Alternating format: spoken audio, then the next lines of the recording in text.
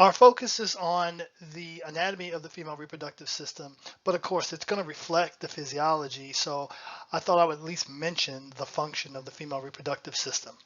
The function, of course, is production and delivery of gametes during copulation, and if the gamete or egg cell is fertilized, the development of the fetus. The vagina is the organ of copulation. The ovaries are the gonads that produce the gametes, which are the ova. And the ducts are the passageway for the ova. And if that ova is fertilized and a fetus develops, it also allows for passageway for the fetus during birthing.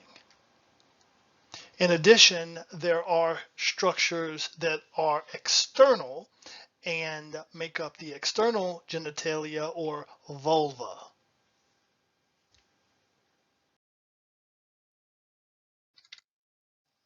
We're going to begin looking at the female reproductive system by first looking at the external genitalia or vulva.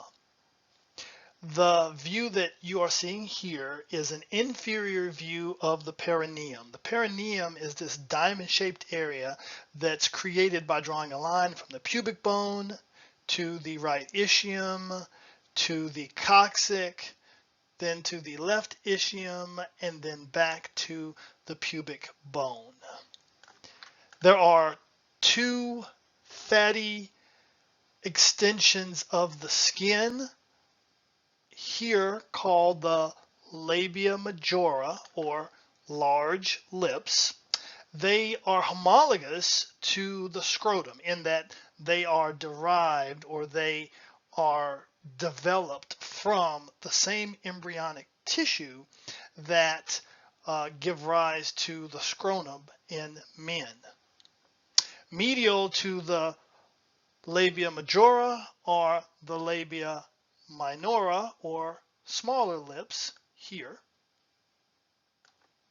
And the labia majora and minora protect this whole area in here that's called the vestibule, or although you don't have to know this term.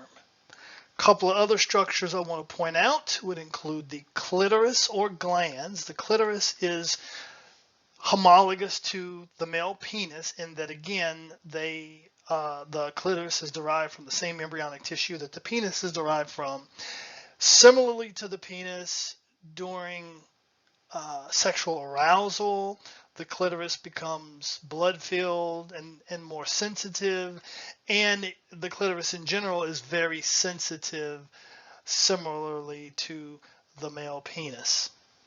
What is definitely different is that the clitoris does not contain the urethra, which is completely separate from the clitoris. Lastly, we also have the opening to the vagina here. So these are all the anatomical structures of the external genitalia or vulva that you're responsible for knowing.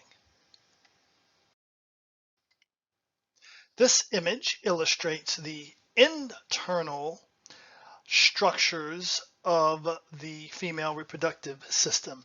And in describing the structures, I am going to basically follow the production of the female gamete, the ovum, and the path that it would take on its way to the uterus, where it would develop into a fetus if it was fertilized. So the ovaries are the female gonads. They would be homologous to the testes of the male. Here on the left ovary is actually dissected, and you can see the follicle developing inside. The follicle contains the ovum, and that ovum, upon rupture of the follicle, will be ovulated into the uterine tube. And we'll talk about that uterine tube in just a moment. Extending from the uterine tube, you have these finger-like projections that surround a portion of the ovary called fimbriae, and the fimbriae lead to this funnel-shaped area of the uterine tube called the infundibulum. So the ovum upon ovulation would move from the fimbriae into the infundibulum into the uterine tube. And the uterine tube extends all the way from the ovary all the way to the uterus. Now, the uterine tube is also called the fallopian tube, and in fact, most people probably know it as the fallopian tube. You can use either term. We're trying to get away from eponyms, things that are named after people's names, because they don't tell you anything about what they do. Uterine tube, using the name uterine in its name, right, is at least related somewhat to its action, or its function, I should say, which is to allow the fertilized ovum to make its way to the uterus.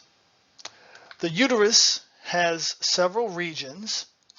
The portion that bulges superiorly is called the fundus, similar to the portion of the stomach that bulges superiorly is also called the fundus.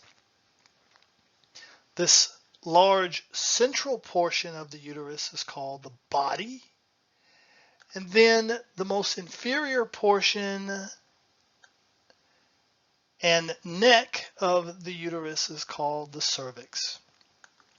When a fertilized ovum enters the uterus, it will embed into the wall of the uterus, into the endometrium, and there it will grow for 9 months until it's ready for parturition or birthing. And at that point, it'll leave the uterus through the cervix and then through the vagina, and then birthing occurs. So the vagina is a passageway for the fetus when it's being born, and of course it is also a organ of copulation.